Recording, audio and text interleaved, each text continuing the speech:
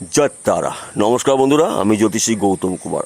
আজকের বিষয় পিতৃদোষ কাকে বলে, পিতৃদোষ আমাদের পরিবারে কিংবা আমাদের জীবনে প্রবেশ করলে কোন ধরনের সমস্যার সৃষ্টি হয় এবং পিতৃদোষ থেকে কী করে আমরা মুক্তি পাব, এই বিষয়টা নিয়ে আপনাদের কাছে আমি বিস্তারিতভাবে তুলে ধরব। কিন্তু ভিডিওটি ধৈর্য সহকারে আপনার দেখতে হবে, কেননা এই ভিডিওর মধ্যে এমন কিছু গুরুত্বপূর্ণ বিষয় তুলে ধরব, সেই বিষয়গুলো আপনার জানতে হবে। যদি আমার কথাগুলো আপনার সঙ্গে মিলে যায় তাহলে ভিডিওটা আপনার জন্য। আর তাছাড়াও আমার কয়েকটি বন্ধু বাংলাদেশ থেকে আমাকে কমেন্ট করে বলেছে যে আমরা এই সমস্যার মধ্যে রয়েছি, একটু আমার মুক্তির রাস্তা বলে দিন দাদা। তাদের জন্যও বলছি, দেখুন, আমরা সবসময়ের জন্য কিন্তু এই 9টি গ্রহকে করে ভাবি। আমাদের 12টি রাশি রয়েছে, 9টি গ্রহ রয়েছে, কিন্তু এই 9টি গ্রহের মধ্যে 3টি গ্রহ আমরা অশুভ গ্রহ বলি। অর্থাৎ 1 নম্বর শনি গ্রহ, 2 নম্বর রাহু, 3 নম্বর কেতু।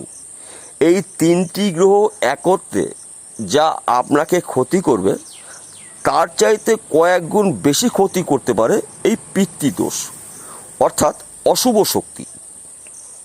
এই পিতৃদোষ কীভাবে আমাদের জীবনে প্রবেশ করে?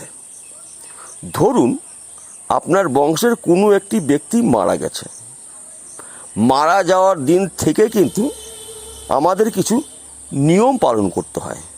সে আপনি যেই ধর্মের মানুষ হন না কেন, হিন্দু, মুসলমান, খ্রিস্টান, জৈন, বৌদ্ধ, যেই ধর্মের মানুষ হন না কেন, কিন্তু প্রত্যেকটি ধর্মের মানুষের কিন্তু নির্দিষ্ট করে কিছু নিয়ম আছে।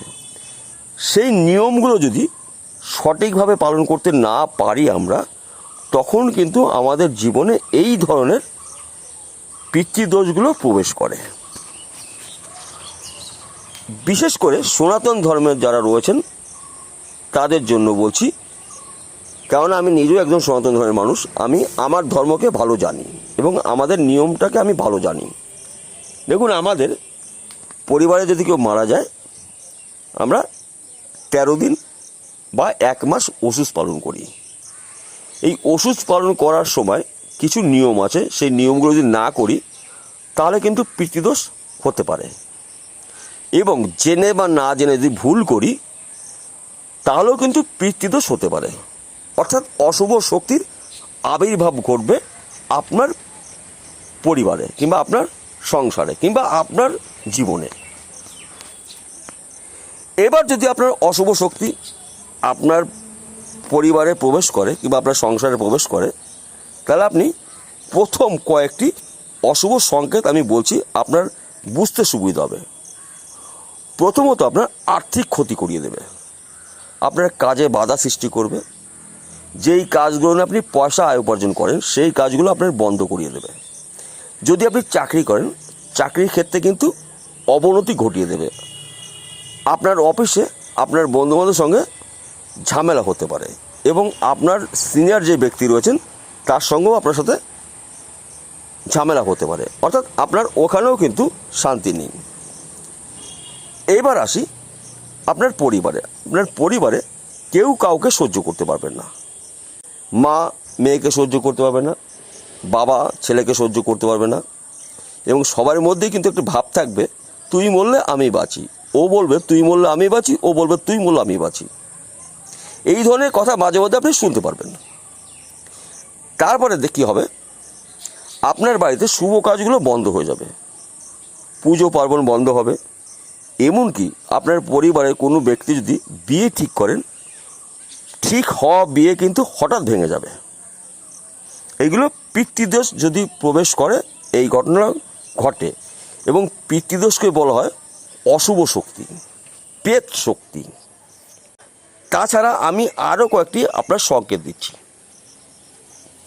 একটু মনে করে দেখুন যে আপনার বংশের ওই ব্যক্তি মারা যাওয়ার পরে আপনার অবনতি হচ্ছে কি হচ্ছে না। আবার অনেক সময় দেখা যায় কোনো ব্যক্তি মারা যাওয়ার পরে কোনো পরিবার ধনী হয়ে যায়। তখন আমরা বলি যে পূর্বপুরুষের আশীর্বাদ পেয়েছিস। এইটা কিন্তু বলি না যে পূর্বপুরুষ তোকে অভিশাপ দিচ্ছে। এইবার বলি পূর্বপুরুষ কতটা ক্ষতি করে। এবং এই পিতৃদোষ কিন্তু সৃষ্টি হয় আপনার বংশের মধ্যে, অর্থাৎ গিয়েতি। বাইরের কেউ মারা গেলে আপনার ক্ষতি করবে না, পিতৃদোষ আপনার হবে না। বংশের কোনো ব্যক্তি মারা গেলে যেই বিষয়গুলো আমরা মানি, ওষুধ পালন করি, কাকা হতে পারে, জেঠু হতে পারে, ঠাকুরদা হতে পারে, ঠাকুমা হতে পারে, দাদা হতে পারে, পিতা হতে পারে, এইগুলো কিন্তু আমাদের গিয়েতি ওষুধ, অর্থাৎ বংশ পরম্পরা আমরা মেনে এসি। এই ওষুধ চলাকালীন যদি ভুল ত্রুটি হয় তখন কিন্তু এই অশুভ শক্তি প্রবেশ করে। যেই ব্যক্তি ভুল করেছে তার উপরেই কিন্তু এইগুলো বেশিরভাগ ঘটে থাকে।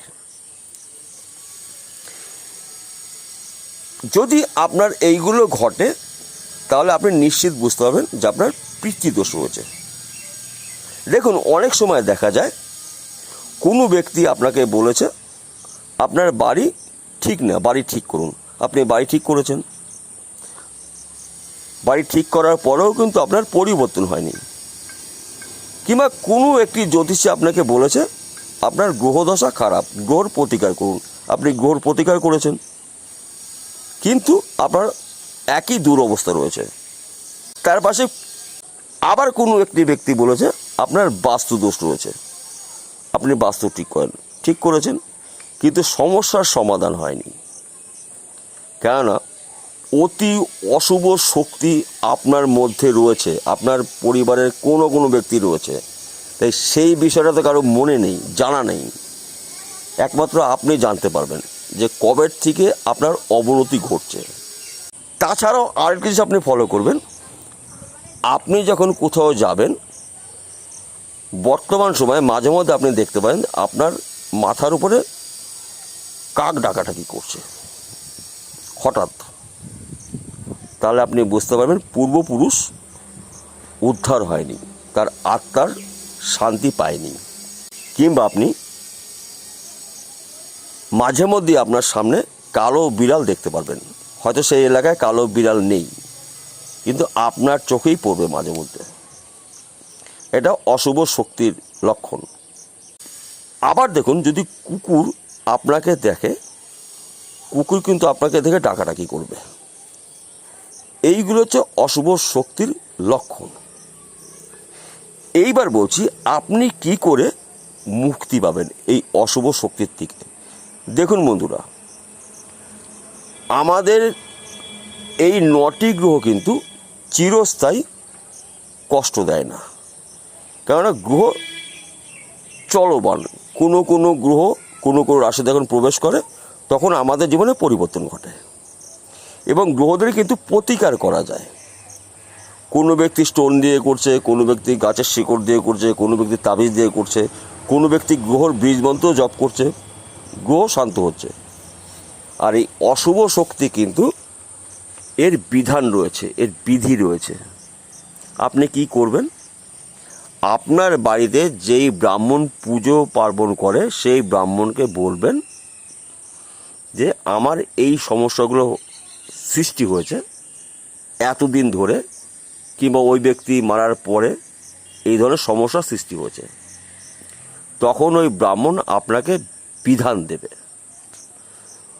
পূর্বপুরুষের আত্মার শান্তির জন্য কিছু ক্রিয়াকর্ম আপনার করতে হবে। আপনি গয়া যেতে পারেন, আপনার বাড়িতে হোমযজ্ঞ করতে পারেন, কিংবা আপনি কোনো একটি তীর্থস্থানে গিয়ে আপনি আত্মার শান্তির জন্য ক্রিয়াকর্ম করতে পারেন। এইগুলো যদি আপনি করতে পারেন, 7 দিনের মধ্যে আপনার জীবনে পরিবর্তন করবে। তাছাড়া দেখুন বন্ধুরা, আমরা জেনে বা না জেনে ছোট ছোট কিছু ভুল করি, আর এই ছোটো ভুলের বড় মাসুল আমাদের সারা জীবন দিতে হবে। আর এই পিতৃদোষ যদি কোনো ব্যক্তির জীবনে প্রবেশ করে, সারা জীবন দুঃখ, কষ্ট, দারিদ্র্য, দুর্ঘটনা, দুরারোগ্য, ব্যাধি, অপযশ অপমান সারা জীবন তাদের ভোগ করতে হবে। তাহলে বন্ধুরা বোঝা গেল। নমস্কার, আবার দেখা হবে।